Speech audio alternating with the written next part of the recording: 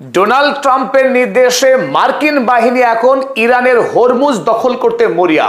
আর এই হরমুজ দখল করবার জন্যই গত 8ই জুলাই থেকে লাগাতার মার্কিন বাহিনী হরমুজ প্রণালীর চারিদিকে হরমুজগাঁও প্রভিন্স, বন্দর আব্বাস, শিরিক এবং জাস্ক অর্থাৎ হরমুজ প্রণালীকে ঘিরে যে গুরুত্বপূর্ণ সামরিক ঘাঁটিগুলো রয়েছে ইরানের, সেই সমস্ত ঘাঁটিকে লক্ষ্য করে মারাত্মকভাবে আক্রমণ চালাচ্ছে মার্কিন যুক্তরাষ্ট্র।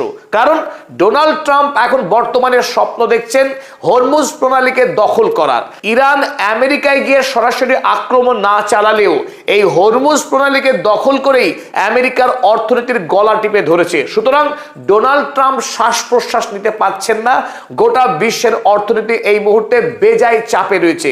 তাই ডোনাল্ড ট্রাম্প বিশ্বের সুপার পাওয়ার রাষ্ট্রের রাষ্ট্রপতি হওয়া সত্ত্বেও ইরানের ফাঁস থেকে তিনি মুক্তি পাচ্ছেন না। তাই তার এই মুহূর্তে বড় যেটা স্বপ্ন, হরমুজ প্রণালীকে দখল করে নিয়ে বিশ্বের যত জাহাজ চলাচল হবে এই হরমুজ দিয়ে, তার তিনি বিপুল পরিমাণে তিনি চাঁদা সংগ্রহ করবেন এবং সেই পয়সা কাজে লাগিয়ে গোটা ইরানকে দখল করে ইরানের তেল রপ্তানি করবেন বিশ্বের বাজারে। তাই হরমুজ প্রণালী দখল করা এই মুহূর্তে আমেরিকার পাখির চোখ, মূল টার্গেট।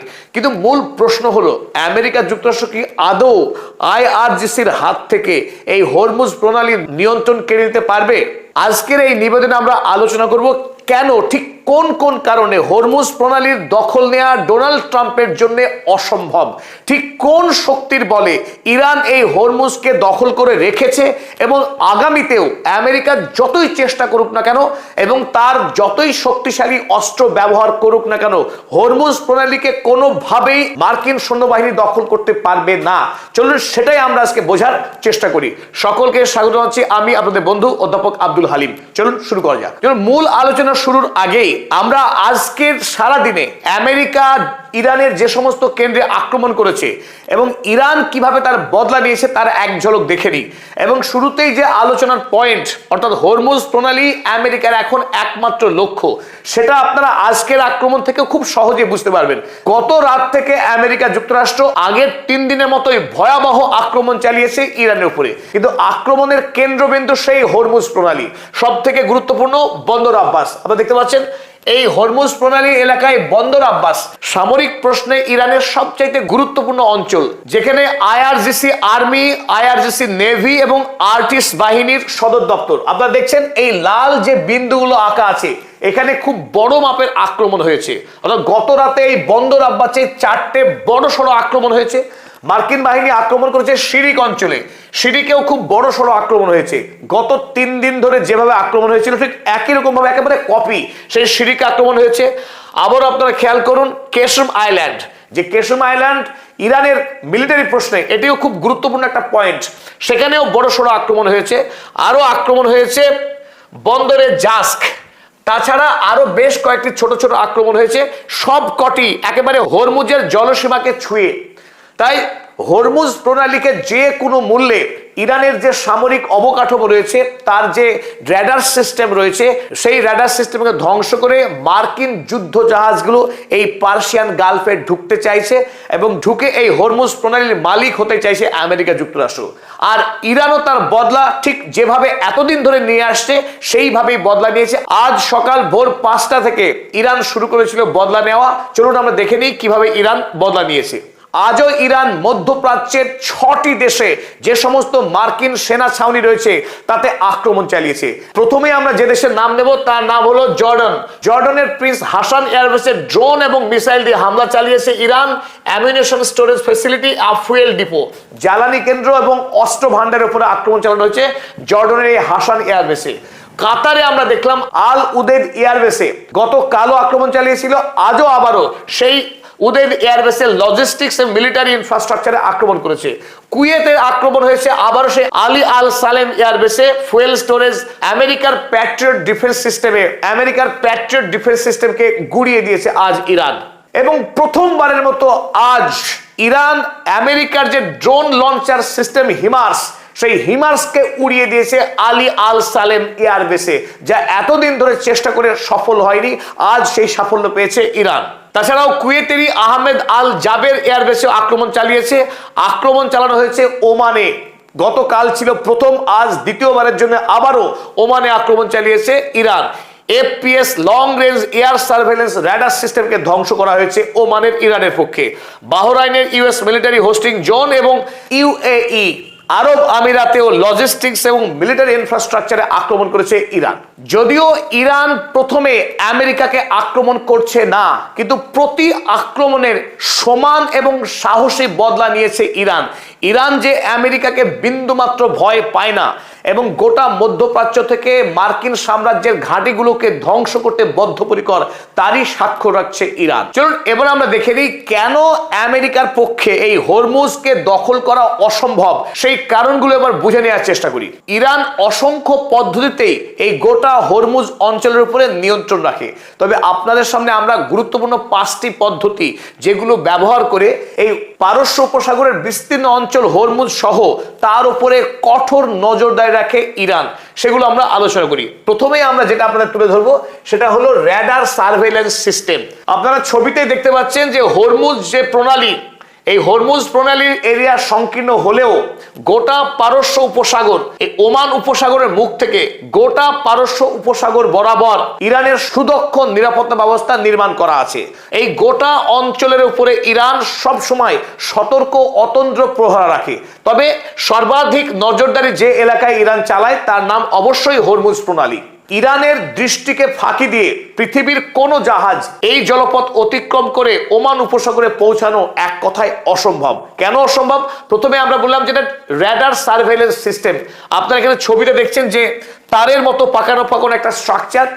এটি বহু মূল্যবান আধুনিক বৈজ্ঞানিক প্রযুক্তির বিষয়। এই radar system surface two surface এবং সারফেস টু এয়ার সার্ভেলেন্স করতে পারে, অর্থাৎ স্থলভূমিতে বিস্তীর্ণ এলাকা জুড়ে কোনো শত্রুপক্ষের আক্রমণ হচ্ছে কিনা তার যেমন নজরদারি চালাতে পারে, ঠিক একইভাবে জলপথে কোনো জাহাজ সেই অঞ্চলে প্রবেশ করছে কিনা মুহূর্তেই বার্তা পেয়ে যায় এই র্যাডার সিস্টেম এবং তৎক্ষণাৎ আইআরজিসি আর্মি এবং নেভি তাদেরকে সংকেত পাঠিয়ে দেয় এই র্যাডার সিস্টেম। ঠিক এইরকম র্যাডার 25টি ভিন্ন ভিন্ন জায়গায় স্থাপন করা হয়েছে আইআরজিসির পক্ষে। আপনারা দেখতে পাচ্ছেন যে লাল যে চিহ্নগুলো এখানে রয়েছে, প্রতিটি জায়গায় বিশাল আকার এই র্যাডার সিস্টেম মজুত রয়েছে। এই কারণে মার্কিন সৈন্যবাহিনী প্রতি রাতে এসে এই অঞ্চলগুলিতে ব্যাপক বোমা বর্ষণ চালাচ্ছে যাতে করে এই র্যাডার সিস্টেমগুলোকে ধ্বংস করে দেওয়া যায়। কিন্তু ইরান আগে থেকেই জানে যে এই র্যাডার সিস্টেমে হামলা হতে পারে, আর এই কারণে ইরান এই ধরনের র্যাডার সিস্টেম প্রচুর বানিয়ে রেখেছে। যেই মাত্র বোম্বিং হচ্ছে মুহূর্তেই নতুন স্ট্রাকচার এনে স্থাপন করে দিচ্ছে, ফলে আমেরিকা আক্রমণ করলেও র্যাডার সিস্টেমের সেইভাবে কোনো ক্ষয়ক্ষতি করতে পারছে না।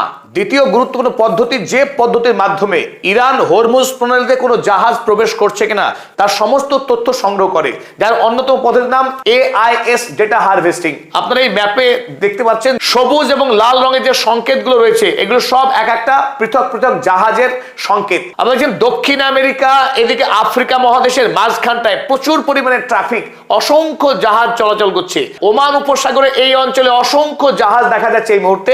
ঠিক এই জাহাজগুলো যখন এই হরমুজ প্রণালীতে প্রবেশ করে তার প্রত্যেকটি তথ্য পেয়ে যায় ইরান। এই AIS ডেটা হারভেস্টিং সিস্টেমের মাধ্যমে ইরান কোন জাহাজ ওই অঞ্চলে ঘোরাফেরা করছে তার অগ্রিম তথ্য পেয়ে যায়, ফলে নজরদারি করা খুব সহজ হয়ে যায়। এছাড়া কোনো জাহাজ তার সিগন্যালকে বন্ধ করে ঘোস্ট মোডে যদি মনে করে তারা এই হরমুজ প্রণালীতে প্রবেশ করবে, সেই ক্ষেত্রেও ইরানের দক্ষ হ্যাকাররা বসে রয়েছে সেই জাহাজগুলোকে মিসগাইড করে IRGCর হাতে তুলে দেওয়ার কাজ।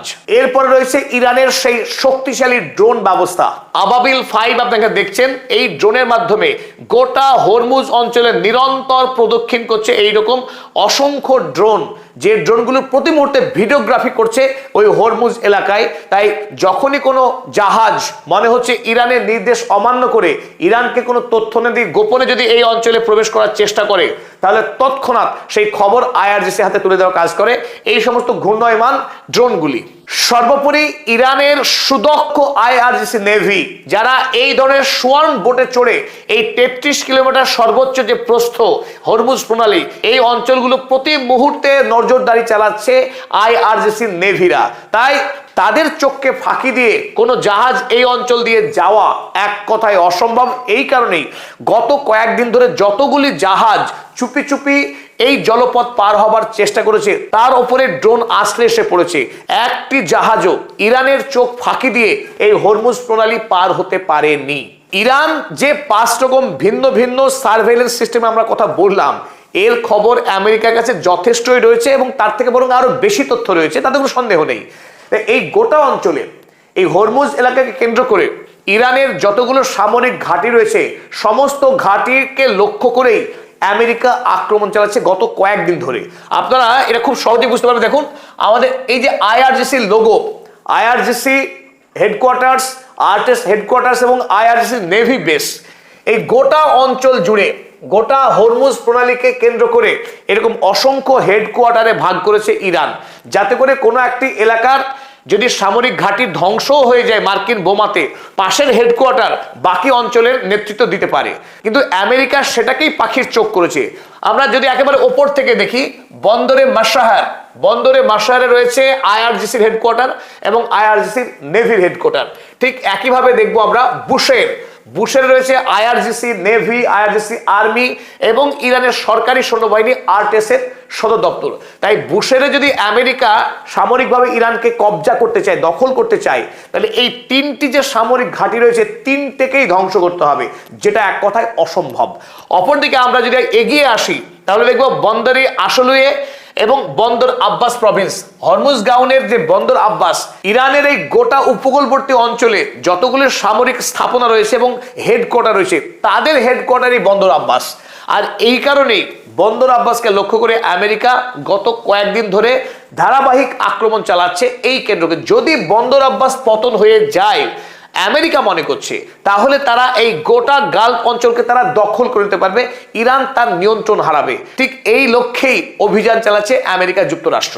যদি একবার এই বন্দর আব্বাস বা যতগুলি মিলিটারি হেডকোয়ার্টার রয়েছে তাদের যদি